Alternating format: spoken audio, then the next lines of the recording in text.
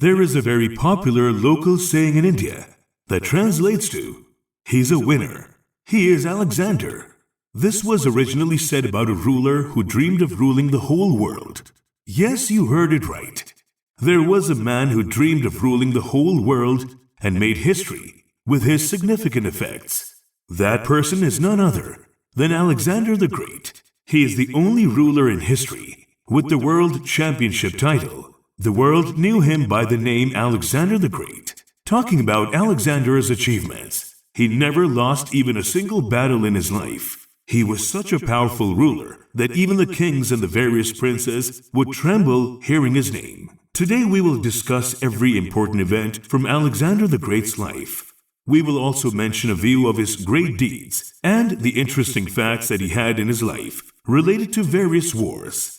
Alexander is one of the most influential rulers ever born in history. His real name was Alexander III. He was also known as Alexander the Macedonian. Since childhood, he has had a great passion for fighting and participating in various wars. He had done great things at a very young age.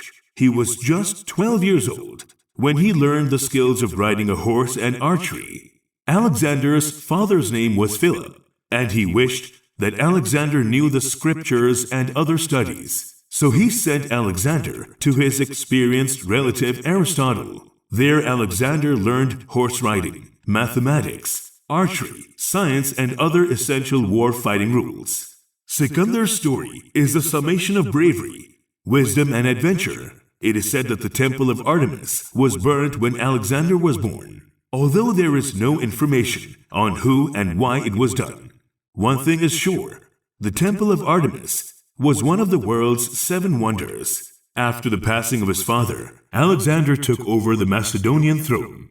His invasion of Iran and subsequent attack on India resulted in a significant defeat by the courageous armies of the various Indian states. The Battle of Jhelum, which took place between Alexander and King Porus of Punjab, is considered one of the most famous battles in history. Although Alexander emerged victorious, King Porus's courage impressed him, which made him a subadar. Alexander spent around 19 months in India, and this war is also known as the War of High Dispassion or Impartiality. In this show, we will unveil many previously unknown secrets related to the Jhelum War and explore the reasons behind the conflict between Alexander and Porus. We will also explore why Alexander decided to invade India. It will be a valuable resource for history enthusiasts seeking to learn more about Alexander's life, including his status as one of the greatest commanders in history. Alexander's efforts led to the spread of many religions across the globe, and his name is undoubtedly familiar to those interested in history. In the next episodes, we will shed light on Alexander's identity, his path to becoming a powerful leader, and how he governed the world. Additionally, we will delve into why Alexander was deeply affected by the death of one of his enemies. Join us as we embark on a journey through the story of Alexander. Alexander, also known as Alexander the Great, was the ruler of Greece and was born on July 20th, 356 BC, in the city of Bella, considered the ancient capital of Macedonia. Bella was located in the northern part of Greece and was twice the size of Massachusetts and 1/3 the size of New York. Alexander's father, Philip II, was the king of Macedon. Alexander the Great was known for his remarkable qualities and energy, believed to have been inherited from his mother Olympias. She was a woman of unwavering determination and had a very strong character. While some of Alexander's qualities were acquired by him, many were inherited from his mother. It was rumored that Olympias had magical powers and a fondness for snakes. His father, Philip II, gave Alexander his name. The father of Alexander the Great, King Philip II, was known for having relationships with numerous women. His fourth wife was Olympias, who was believed to have been blessed with a divine pregnancy. According to legend, King Philip had a dream in which he saw a lightning bolt strike Olympias' womb, leading to the birth of Alexander. Olympias was a princess of Epirus, and it was foretold that her son would be a child of a god.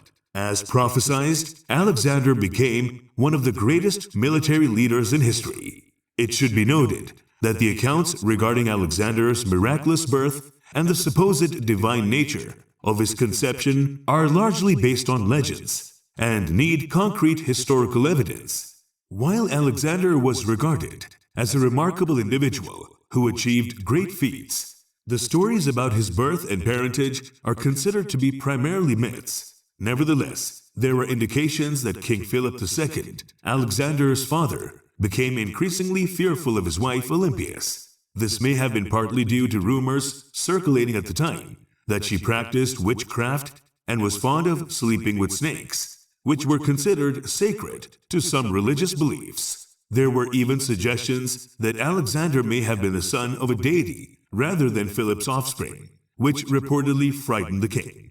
King Philip II went to an oracle to seek the truth whether Alexander was his biological son or the son of a deity. Oracles were known for making predictions during that era. This event was even featured in a Hollywood film titled 300, starring Jacques Niter as a character. When King Philip asked the oracle about Alexander's true parentage, the oracle did not provide a direct answer. Still, he prophesied that Alexander would undoubtedly achieve great things in his lifetime. Alexander had a sister named Cleopatra, and both siblings were raised in the royal court of Bela. While Alexander's father was often preoccupied with military campaigns and extramarital affairs, his mother Olympias paid close attention to the upbringing of both children. Alexander looked much like his mother, Olympias. He had fair skin, black hair, and blue eyes. Additionally, a natural, sweet aroma emanated from his body and lingered on his clothes. Alexander exhibited a fierce warrior spirit since childhood and was not interested in material comforts or wealth. His ultimate ambition was to achieve greatness and conquer the entire world. Whenever he received news of his father's victories, he would become despondent instead of feeling happy, fearing that nothing would be left for him to conquer. He confided in his friends about his apprehension that if he were to become king, there would be no new challenges for him to tackle. Alexander believed that his father would already have conquered the entire world, leaving nothing for him to accomplish. Thus, he desired to become the king of a state plagued by constant battles and difficulties, as he felt that this would allow him to demonstrate his passion and ability, thus ensuring his name in the annals of history. Alexander, the renowned warrior, had little interest in leading a comfortable life. Instead, he had a passion for the arts, hunting, and martial arts. He was a curious learner who sought new knowledge and skills. Even as a child, he demonstrated courage, talent, and a willingness to learn. Alexander's father wished for his son to be well educated in the scriptures and writing, leading him to send Alexander to his relative, the philosopher Aristotle, who was well versed in the Shastra Vidya. Under Aristotle's tutelage, Alexander gained essential knowledge about warfare. Aristotle was a great warrior in his own right, and in the following episode, we will delve into Alexander's early education and discover some intriguing facts about his mentor. Alexander demonstrated exceptional intelligence from a young age.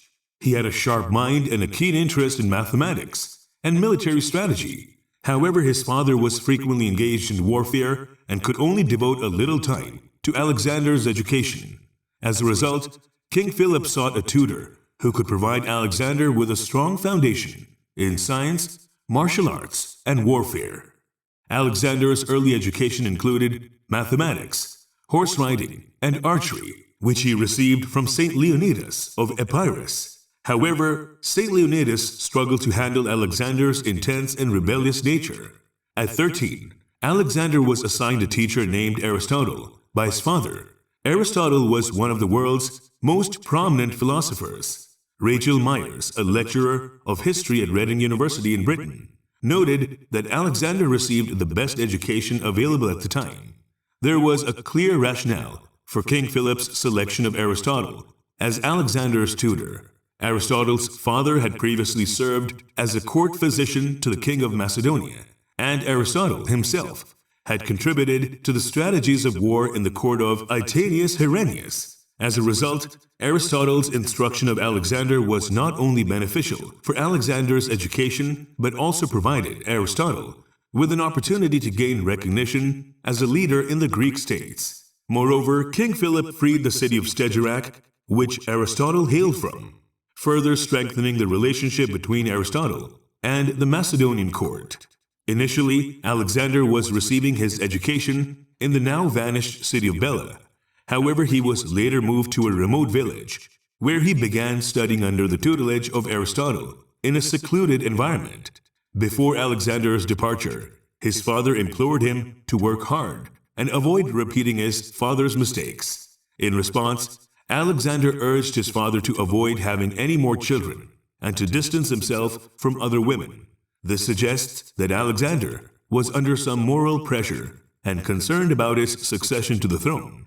After leaving, Alexander made many friends, mostly from royal families. He confided in them about his thoughts and feelings. Alexander received a formal education encompassing various standard subjects such as poetry, geometry, rhetoric, astronomy, and philosophy. He also developed a keen interest in medicine and was known to treat his sick friends. Alexander's education was heavily influenced by Greek culture, and his tutor Aristotle taught him about Greek philosophy and literature, including the works of the poet Homer. Alexander became proficient in Homer's famous works, including the epic poems, the Iliad and the Odyssey. The Iliad, in particular, held significant importance for Alexander, and he even kept parts of it under his pillow while at war. The Iliad chronicles the last year of the war between the city of Troy and the Greeks. Alexander formed a strong mental bond with the protagonist, Achilles, in a touching moment that left a lasting impression on him. In addition, Alexander drew inspiration from the Greek demigod Hercules and often recalled his heroic deeds during times of war. The teachings of Aristotle, whom Alexander studied under, profoundly impacted his life. While Aristotle may not have transformed Alexander completely, his guidance played a critical role in shaping Alexander's approach to governance and his dealings with the various Greek states. Alexander even visited the renowned philosopher Diogenes in the city of Corinth to pay his respects for his work. Alexander was determined not to repeat his father's mistakes and controlled his impulses, eating modestly and living a simple life. He also approached sex with caution, likely due to Aristotle's influence. Aristotle's guidance played a significant role in shaping Alexander into the great ruler he became, something that would not have been possible under King Philip's tutelage. For 3 years, Alexander trained and studied under Aristotle. Upon turning 16, Alexander left the academy to undertake the challenges of adulthood. In the upcoming chapter, we will explore the circumstances surrounding the death of King Philip and how Alexander eventually ascended to the throne of Macedon. Alexander was deemed ready to lead and wage war after his schooling under Aristotle. Aristotle had imparted to him various teachings, including medicine, philosophy, religion, scriptures, and other critical knowledge. At 16, Alexander embarked on his conquest of Greece, with support from his father, who had previously clashed with the Greeks. The conflict was primarily against Byzantium, and Alexander was entrusted with overseeing the state's affairs. Alexander's courage was displayed during this war, leading to his worldwide recognition. Per his father's instructions, Alexander drove out a portion of the enemy's army and returned to his kingdom before engaging in the major battle at Chronia. The victory at Chronia allowed him to conquer the entire Greek Empire, ultimately establishing him as a great ruler. Next, he captured Alesia, a city located near Athens and Thebes. Upon seeing Alexander's army, the Athenians decided to become his allies. Philip's opponents halted his advance towards Chaeronea, Macedonia, where the Battle of Chaeronea took place. During the battle, Philip commanded the right lines while Alexander led the left. Both sides fought fiercely for a while, until Philip strategically ordered his troops to retreat. The enemy troops decided to pursue them and came out of their defensive line, which worked out in Philip's favor. Alexander initially penetrated the Theban barricades, prompting Philip to command his troops to progress. After the Athenians were conquered, the Thebans were stranded and besieged. In due course, they also gave up. When Philip returned to the town of Bela, he became enamored with Cleopatra Eurydice, who was only 20 years old at the time and was the niece of his general. Olympias was displeased by this turn of events and brainwashed Alexander against King Philip. Alexander was determined to be the sole successor of Macedonia. Soon Philip and Cleopatra tied the knot. During the wedding ceremony, the general, who was drunk, prayed publicly for a righteous successor to be born in Macedonia. Alexander was infuriated by this and hurled insults at him, accusing him of being a scoundrel. Alexander then threw a liquor bottle at the general's head and asked if he thought Alexander was an illegitimate child. As a result of this altercation, Alexander proclaimed that a legitimate heir would now be born in Macedonia. The general's insult provoked Philip, who was infuriated and resolved to kill Alexander. In response, Alexander fled Macedon with his mother and sought refuge in Dodona, accompanied by his maternal uncle, King Alexander I of Epirus. After leaving his mother in Dodona, Alexander journeyed to Illyria, seeking sanctuary from one or more Illyrian kings, most probably with Glaucias. Although Alexander had previously defeated the Illyrian king in a battle, the king still received Alexander as his guest. Meanwhile, King Philip was considering who would succeed him as the kingdom's ruler, as Cleopatra's child was a girl. Subsequently, Philip summoned Alexander back to Macedonia after a 6-month absence, but did not extend an invitation to Olympias. In 336 BC, Alexander's sister wed Alexander I of Epirus. Amid a festival, Philip met his untimely demise at the hands of Pausanias, his bodyguard. Alexander swiftly pursued the murderers and his cohorts, ultimately killing them. At the young age of 20, Alexander was declared the king by the nobles present there and the army. Alexander received support from Olympias, who assisted him in eliminating his rivals in his conquest for the throne. Alexander began his campaign by killing his cousin and 2 Macedonian princes from Lyncestis region. Furthermore, he ordered the assassination of Attalus, who was Cleopatra's uncle and the commander of the Asiatic campaign. Upon learning about Philip's demise, several territories, namely Thebes, Athens, Thessaly, and the Thracian tribes, situated north of Macedon, began to stage a revolt. Alexander was promptly made aware of the uprising and utilized his diplomatic skills to gather a 3,000-strong army of Macedonian cavalry and proceeded toward Thessaly. On the second day, Alexander and his forces appeared behind the Thessalian army, leading them to surrender immediately. Athens requested peace, which Alexander granted, ultimately pardoning the insurgents. During his time in Corinth, Alexander the Great met with the renowned philosopher Diogenes. Alexander asked Diogenes what he could do for him, but the philosopher sarcastically requested that he step aside as he was blocking the sunlight. Alexander was impressed by the clever response and commented that he would want to be like Diogenes if he were not himself. This encounter helped solidify Alexander's reputation as the powerful king of Macedonia. In 334 BC, the Asian invasion was initiated by Alexander. His army of around 43,000 infantry and 6,000 cavalry began the battle by crossing the narrow strait known as Hellespont, which separates Asia from Europe. During their campaign, Alexander stopped at Troy to pay tribute and offer a sacrifice to the goddess Athena. Alexander was to liberate the Greek colonies by heading south, but he could not disregard the threat posed by the Persian forces. These forces were in the northwest, anticipating Alexander's arrival at the riverbank. The initial confrontation between the Macedonian and Persian armies occurred at the Battle of Granicus, where the Persian army was defeated. Subsequently, when Alexander marched further, the vital city of Sardis and its adjoining regions yielded to him. Alexander then conquered Miletus and Halicarnassus and other parts of Western Asia, including Gordium, the capital of Phrygia. He appointed governors to these areas and added the taxes collected to his treasury. Rumors began to spread that Alexander had conquered all of Asia. In 333 BC, Alexander marched towards South Asia Minor.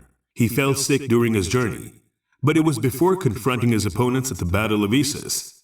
Despite the Persian soldiers having great numbers, Alexander emerged victorious, achieving a historic triumph.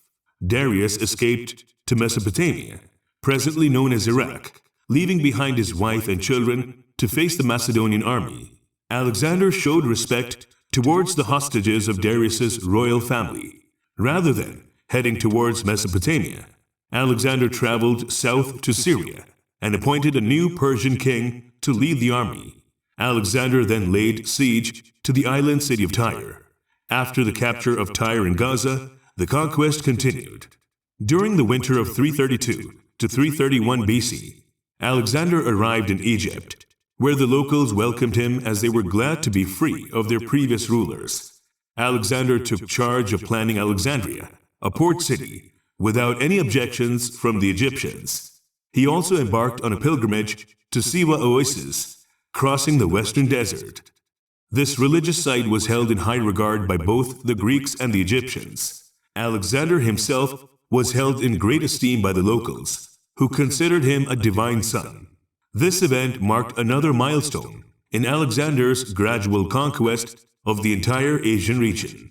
The upcoming episode will cover the downfall of the Persian Empire, the largest empire during that period, and delve into Alexander's involvement in it. Darius fled to avoid Alexander's pursuit, but Alexander eventually resumed his pursuit of Darius. Initially, Darius had offered Alexander a significant territory in the region, a large sum of money, his daughter's hand in marriage, and a pact of mutual assistance.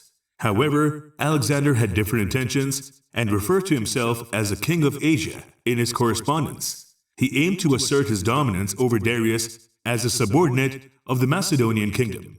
Darius opted to defend himself at Gaugamela, deemed a secure location due to its position on a plain between a river and a high hill. In September 331 BC, the two armies confronted each other. Alexander emerged victorious once again, causing Darius to retreat. Despite this, Alexander continued pursuing the Persian king. However, Darius managed to evade capture. Without any resistance, Babylon and Susa yielded to Alexander. To earn recognition as a ruler of the Persian Empire, he led his troops on a winter expedition through the Zagros Mountains, but encountered futile opposition upon reaching their destination. Once the police force in the capital surrendered, he permitted his soldiers to pillage the city. The outcome was brutal.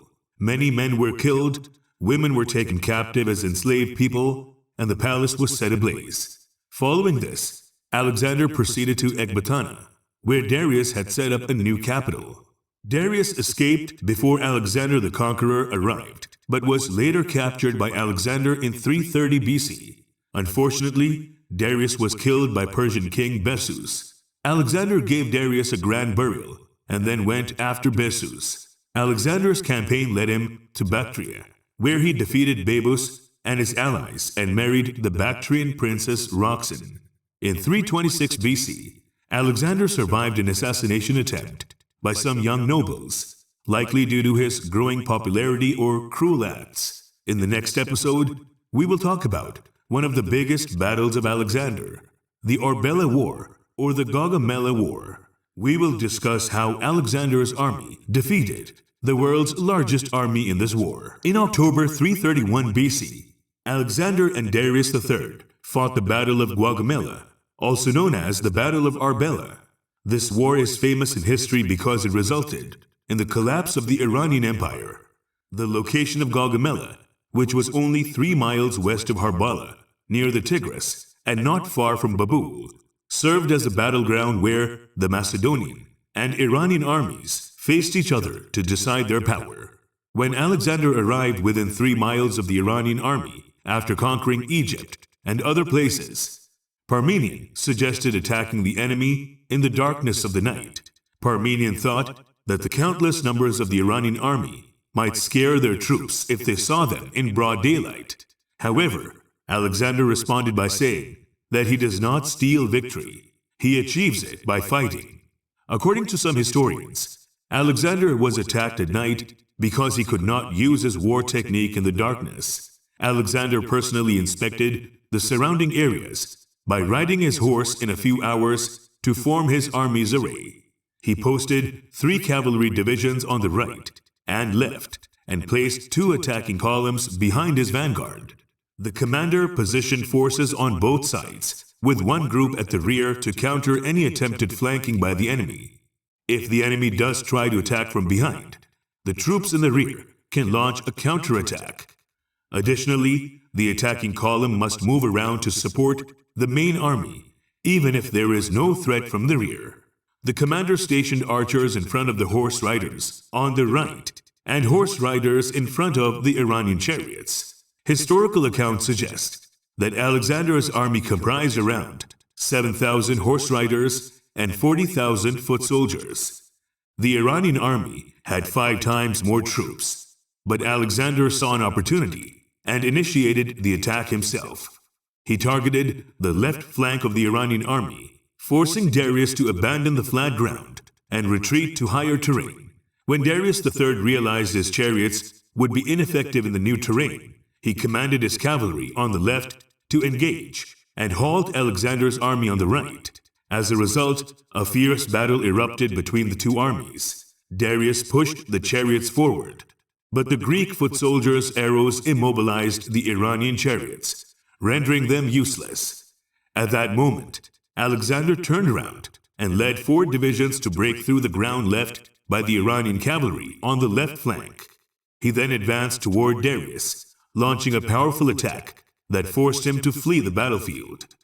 Meanwhile, as the enemy on the right side of Alexander attacked them and their king fled, the Iranian horse riders noticed the situation and managed to escape, saving their lives. Finally, the horse riders on Darius's right flank turned around and attacked Parmenion on Alexander's left flank. Alexander received news of Parmenion's dire situation while chasing the Iranian army. Upon receiving the news, he quickly returned with his horse riders and attacked the army of the Iranians. The attack caused the Iranian horse riders to turn back and attempt to escape, but Alexander's army had closed the road behind them. With no other option, Alexander decided to fight, neither seeking nor giving refuge to the enemy. Alexander pursued Darius to Arabella, but they were unable to catch him. Historian Arrian reported that roughly 3 lakh Iranian soldiers were killed in the battle, whereas only 1,000 of Alexander's horse riders were killed. While this number may be difficult to accept, it is undeniable that Alexander's army and tactics were truly extraordinary. Iran lost its second war after the War of Issus, which led to the near destruction of the Iranian Empire. The Iranians established their last center in the valley of Abu Darya, but Alexander quickly defeated them. The Greek monarchy was then established in that region after Alexander's death. During Alexander's time, the Greeks had limited knowledge of the geography of Central Asia and did not know about the Indian subcontinent. The lack of knowledge about India among the Greeks and the scarcity of information available at the time could have piqued Alexander's curiosity about the country. Alexander believed that India represented the final frontier of Asia, and conquering it would be necessary if he wanted to assert his dominion over the entire continent. Moreover, India was an unknown territory, adding to its allure as a potential conquest. India had been a trading center for a long time. The treasures of the East enriched and beautified the courts of many ancient pagan kings and queens. However, people knew very little about the land of gold and spices, gems and peacocks. Some individuals who became wealthy through illegal trading also traveled to India, in addition to the traders. However, in 327 BC, the great Greek conqueror Alexander discovered a way to reach India. After conquering Syria, Egypt, and Persia, Alexander planned to invade India, the land of gold largely unknown to him. The invasion of India occurred in 326 to 327 BC, while the country was divided into numerous small states, such as Northwest India, Punjab, and Sindh. These states had mutual enmity and differences among them. King Ambi of Taxila and King Porus of Punjab were believed to be quite powerful during the invasion.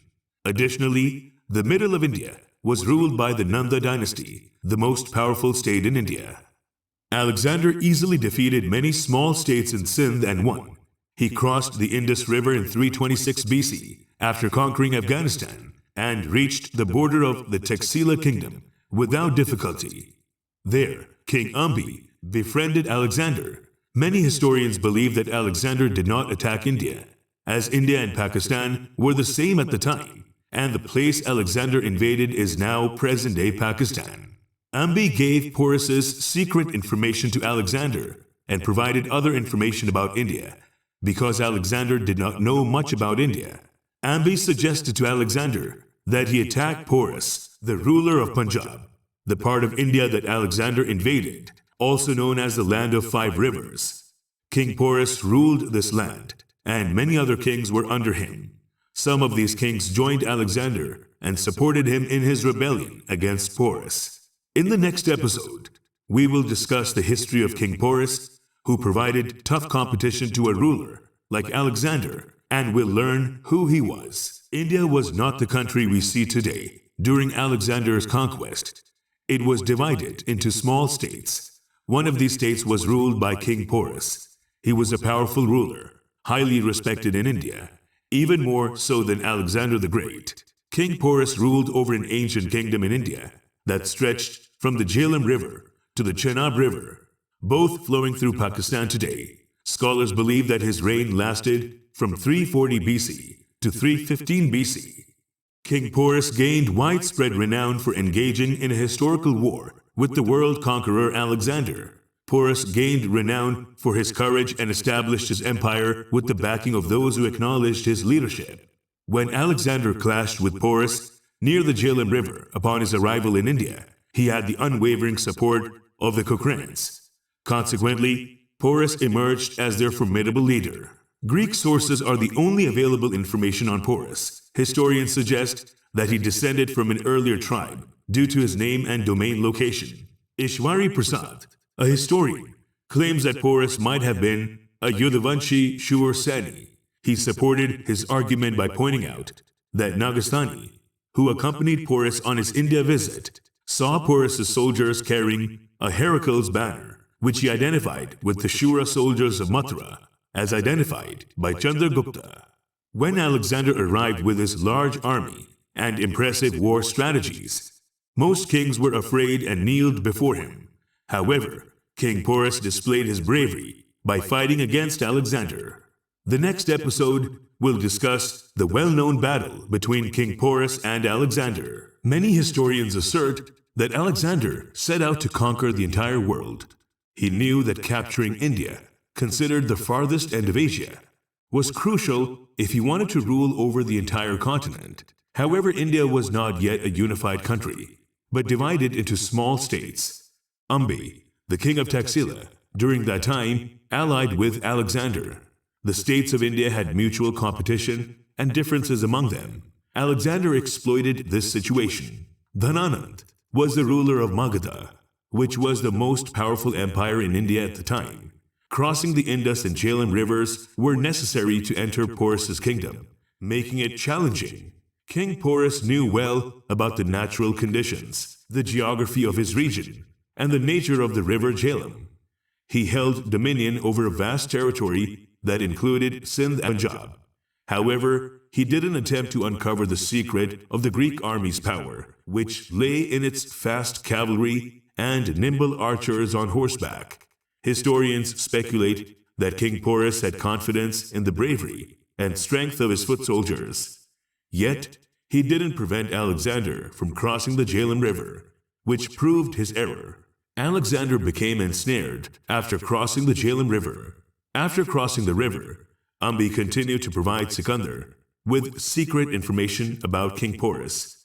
Despite the flood, Alexander sent Porus a message in which he demanded surrender. However, Porus refused to submit to Alexander. Alexander's army and spies were confident of their victory over Porus.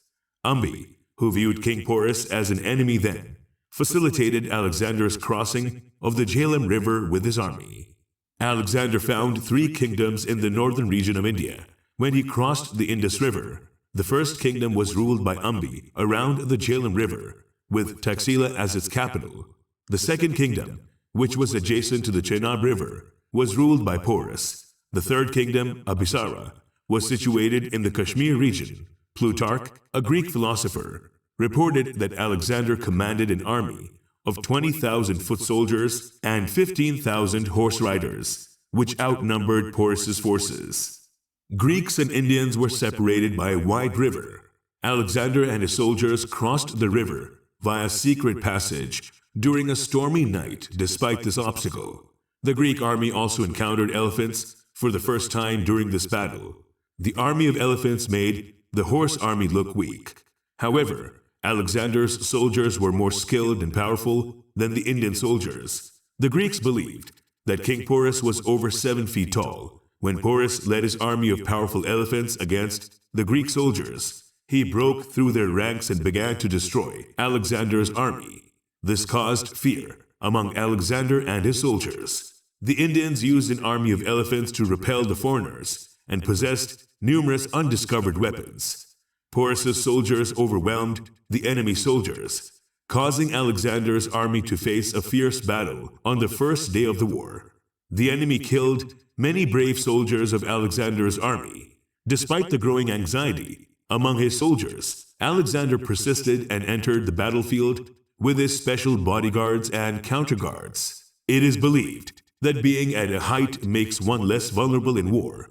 Indian generals rode on elephants. During a battle, Amr, the brother of King Porus, used his elephant to kill Alexander's horse and throw him off. This was a sight that the Greek army had never witnessed before.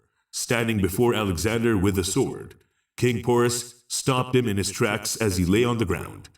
Alexander, previously in command, was now just a moment's guest.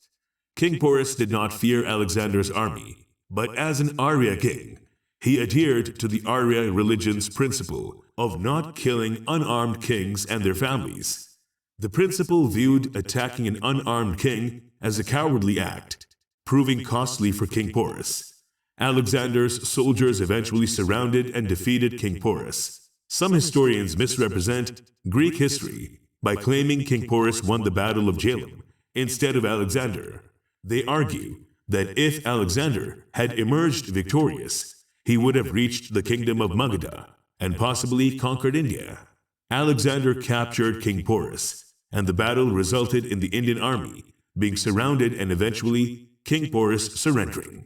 The Macedonians were especially worried about the elephants, which had mercilessly trampled many of their soldiers. The Battle of Jalem is regarded as Alexander's final and largest battle. Did Alexander and King Porus become friends? If they did, how?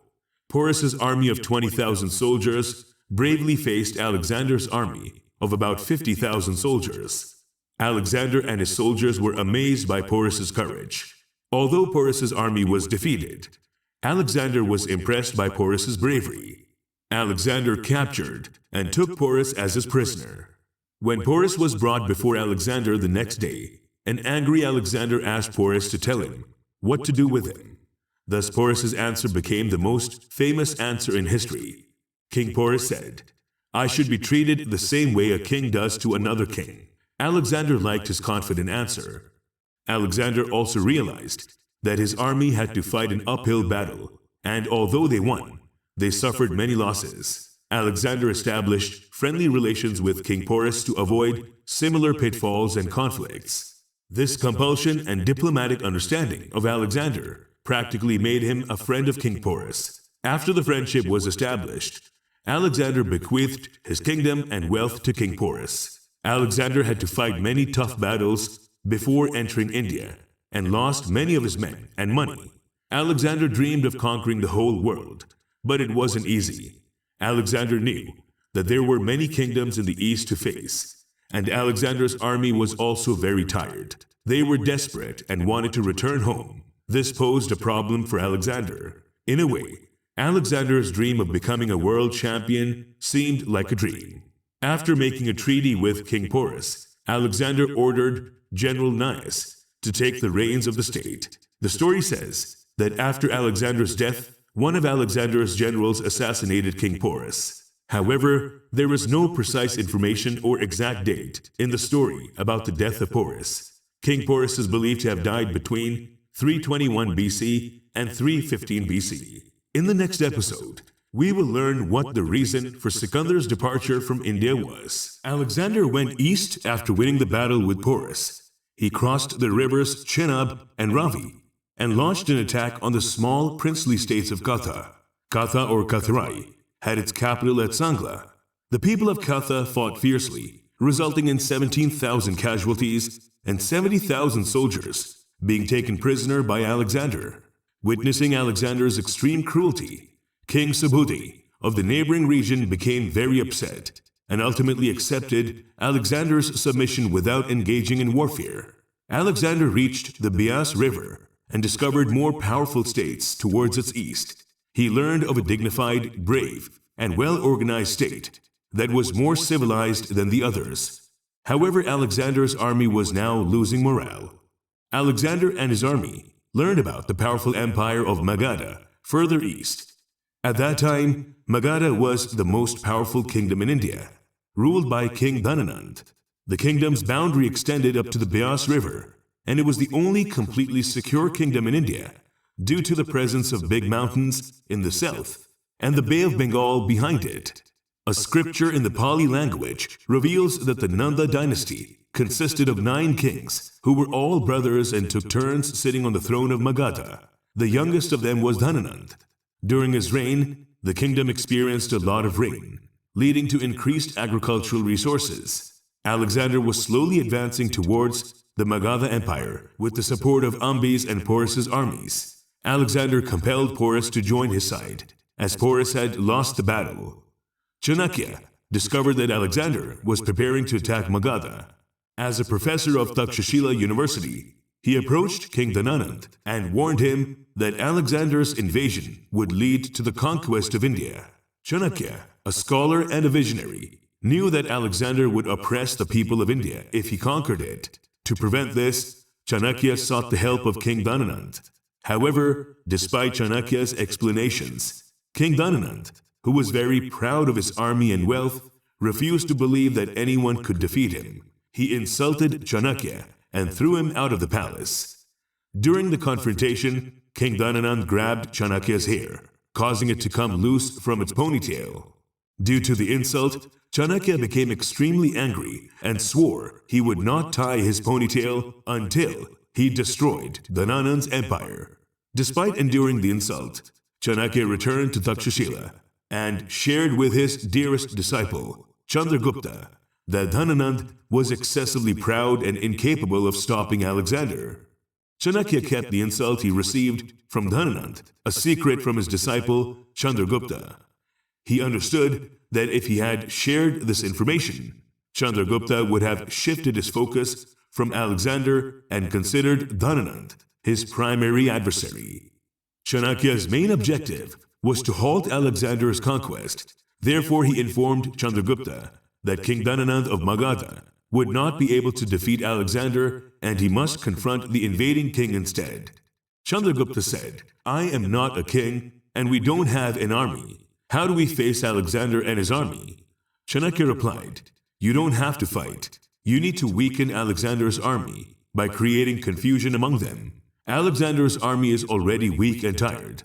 Once they're confused and scared, they will not be able to cross the river and will be forced to return." Guru Chanakya and Chandragupta carried out the plan and spread out the word in Alexander's army that whoever crossed the Beas River would die. As a result, they managed to weaken Alexander's army and force them to retreat. Alexander's army became convinced of this superstition, but the mighty king did not agree. Guru Chanakya sent Chandragupta to Alexander's army as a spy. Chandragupta managed to mix a lethal medicine in the food of some soldiers, which would result in their death within a few days. Chandragupta helped some of the soldiers to cross the Beas River after mixing medicine in their food. However, the soldiers died a few days later, so Alexander's army started to panic. Consequently, they refused to cross the Beas River. In addition to this, there was another reason behind their refusal. The army had been fighting wars for a long time. As a result, they were exhausted, morally and physically. Alexander's army completely lost morale, and despite Alexander's efforts to persuade them, They remained unconvinced. The army's lack of faith forced Alexander to accept defeat, ultimately resulting in his decision to depart from India. Alexander embarked on a mission to conquer the entire world, wanting to rule over the entire continent of Asia. While in India, he successfully conquered numerous kingdoms but remained unsatisfied. Having heard about India's reputation as a land of saints and divine miracles, he sought to bring a monk home. Eventually, Alexander and his army arrived at a Naga monk's location after receiving information from some locals. Alexander noticed the saint meditating under a tree without clothes. He wished to avoid disturbing the monk's meditation, so he waited with his army. When the monk finished his meditation, Alexander's army began chanting with one voice, "Alexander the Great! Alexander the Great!" The sage smiled as he saw all this. Alexander informed the monk that he was searching for a wise person and wanted to take him along. The monk replied that he was content where he was, and neither had anything to offer nor wanted anything in return. Hence, he refused the offer to leave with Alexander. The rejection of Alexander's wish by a minor monk enraged his army. Alexander calmed them down and insisted that the monk had to accompany him. The sage firmly replied, "Brother, you cannot decide for me. I have already decided to stay here, and that is final. You may leave now." Alexander furiously drew his sword and placed it on the monk's neck. He asked the monk, "Tell me, do you want to live or die?" However, the monk remained firm, stating, "If you take my life, you can no longer call yourself Alexander the Great, because you lack the qualities of a true king. You are merely a slave." Alexander was astonished at the monk's reply, and began to contemplate how a mere monk could call a world champion a slave. Alexander asked the monk, "What do you want to say?" The monk replied, "I do not get angry unless I want to. Anger is my slave. While you allow small things to make you angry, anger overpowers you, and that is how you become a slave to your anger. Even if you conquer the whole world, you will remain a slave." The monk's act impressed Alexander greatly, causing him to bow his head along with his entire army. Alexander then made numerous requests for the monk, ultimately convincing him to accompany them. The Babylonian astronomical diary reports that Alexander died on June 10 or June 11, 323 BC, while he was only 32 years old, in a palace in the city of Babylon. In February 330 BC, after departing India, Alexander instructed his army to move toward Babylon. Historian Arrian reports that upon crossing the Tigris River, Alexander encounters the Kasaji tribe, who warned him against heading toward the city of Babylon. Arrian reports that Alexander followed their advice and approached the city of Babylon through the royal road on the city's western side.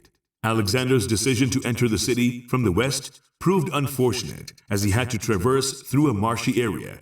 The marshy terrain caused numerous difficulties for Alexander and his army.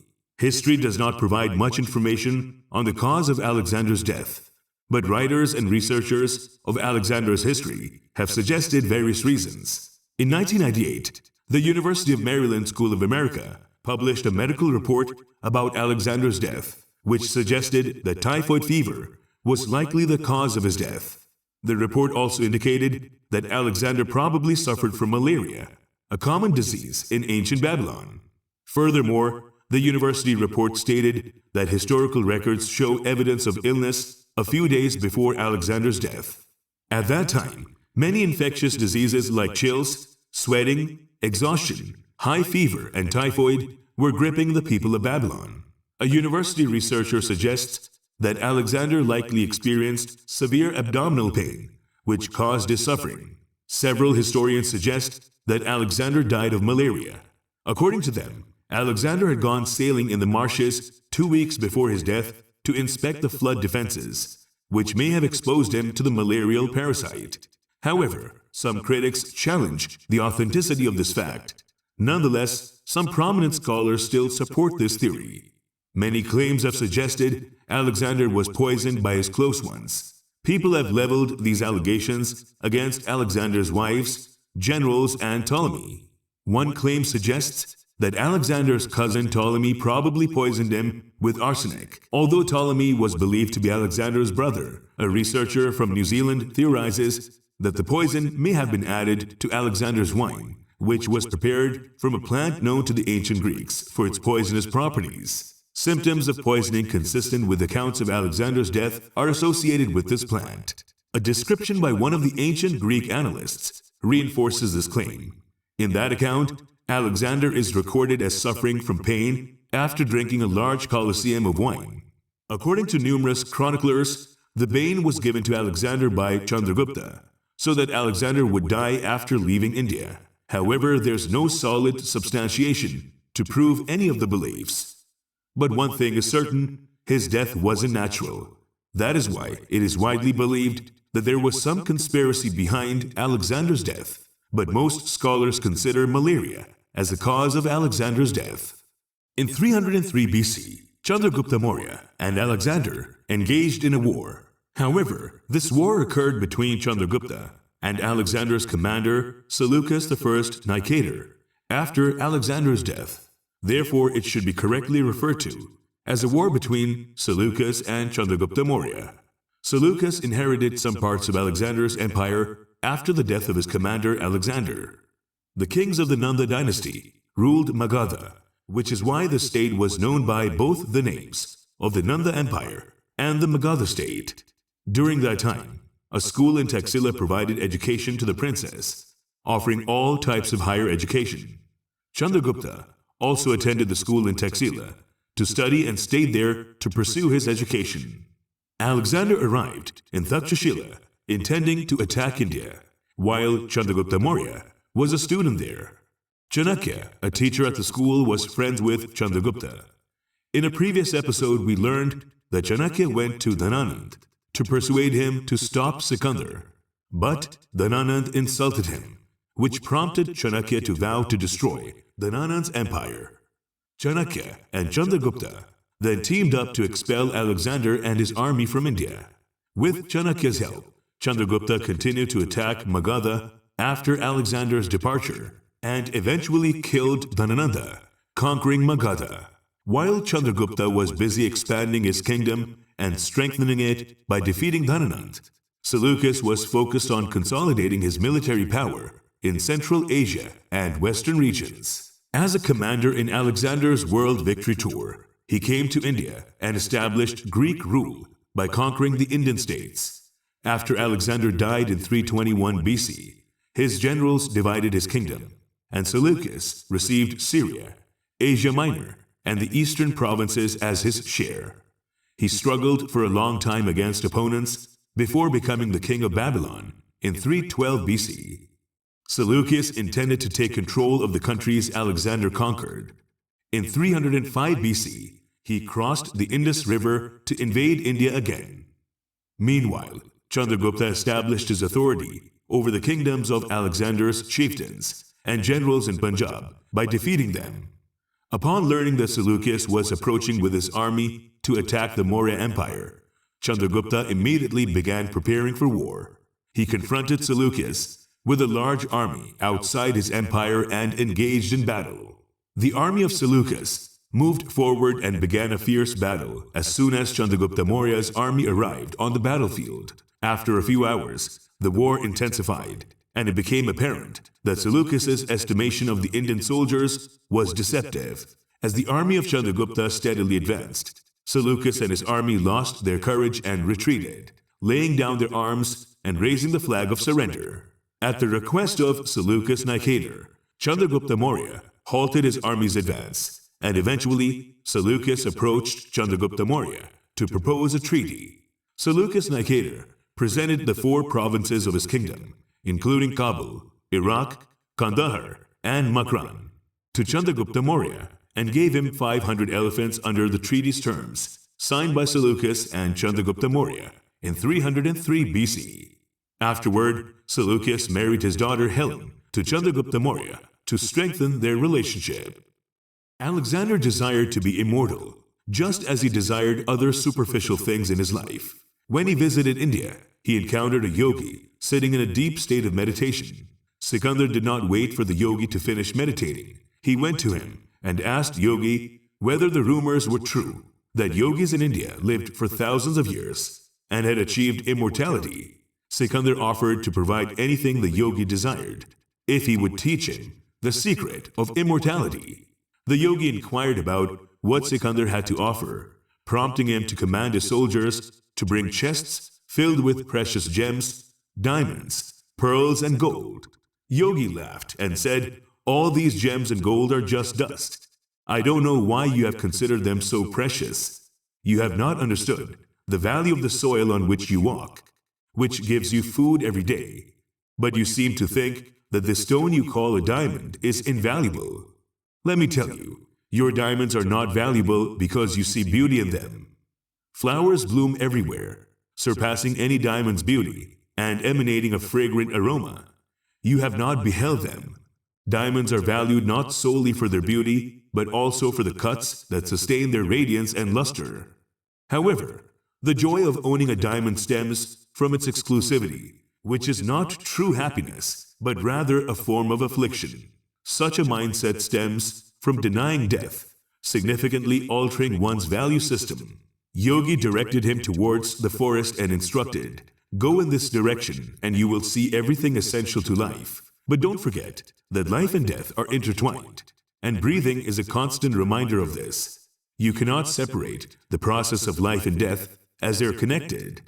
Exhalation represents death, and inhalation represents life, and it occurs with every breath you take."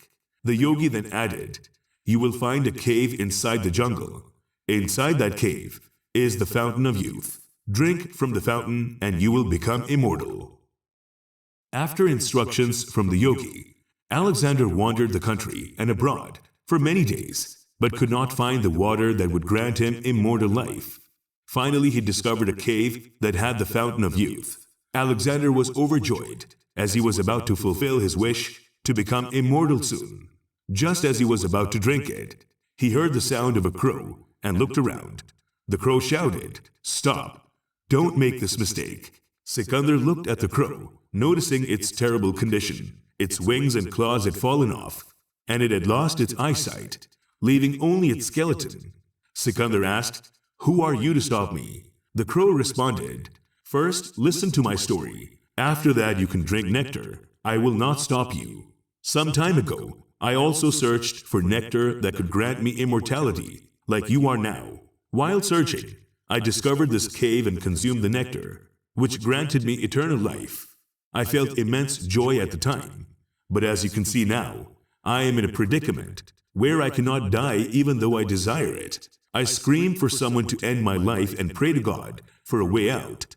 Alexander pondered over the crow's words for a considerable amount of time. He quietly returned to the cave without drinking the nectar. Alexander understood that being immortal is not the secret to a happy life. Alexander, who had conquered the whole world, also understood that the end of life is definite and necessary. Long life does not bring happiness. You can do something the world will remember, even at a young age. Sikandar did something similar. Alexander, a world conqueror, waged numerous battles during his lifetime. He emerged victorious in most of them, but suffered defeat in a few. Historical accounts suggest that Alexander regularly indulged in alcohol, which ultimately contributed to his demise. Nevertheless, he was an exceptional leader and visionary, and remained devoted to his subjects. While some hail Alexander as great, others criticize him for his arrogance and cruelty. Alexander possessed certain qualities that enabled him to become a world champion. We can incorporate these qualities into our own lives and strive for success. Let's discuss the qualities we can learn from Alexander's life. By examining Alexander's accomplishments, we know that when people concentrate their complete attention on one goal, possess clarity, and have a strong passion, they can achieve anything in the world. Alexander won the trust of his army and his people through his verbal prowess, that is, communication skills, and kept his vision strong with far-sighted thinking. Alexander not only envisioned a collective goal, but also actively realized it. He skillfully identified his opponent's intentions, while maintaining a reliable information system, and expertly coordinated all components of his military operation. He was the unparalleled master of utilizing speed and surprise as a military strategy during his time. Alexander encouraged new strategies despite the limited technology available at the time. Today we are surrounded by different types of technology and constantly moving towards innovations. The military power progressed significantly as a result of this, along with clever deployment, mutual friendship among soldiers, dependability, and other skills. Therefore, we should strive to understand innovations and motivate ourselves to learn new skills. Alexander, who believed in thinking ahead of his time, spent an extraordinary amount of resources on training and development activities. He not only trained his current soldiers, but also developed the next generation to make their future better. We should also know our hidden talents and invest our time, hard work, and money in them so that we can excel in what we are meant to do. Alexander created a system to ensure that his officials and soldiers worked efficiently. Through this system, Sikandar could reduce the misuse of power and create a well-organized administration. By using investigation and balance, Alexander began his rule as an influential ruler. As a leader, you can create a system like Alexander, in which you can improve your employees' working methods and get better work done from them. Implementing this system will increase your employees' productivity and enable you to recognize and promote your most honest team members. Alexander had almost conquered the entire world and achieved world domination. He had a large army, a lot of money, and sufficient resources. However, he never thought about who would have the right to his throne after his death. This was a big mistake of Alexander's, and it teaches us that we should make plans for our successors before our death. After Alexander's death, his allies became his enemies and destroyed his great empire. If we pay close attention to Alexander's life, we realize there's a hidden message. Nothing is permanent in this world. No matter how much a person collects during his age, how greedy he becomes, or how learned he becomes, his death is certain. And thus, we should do such things so that people remember us after our passing.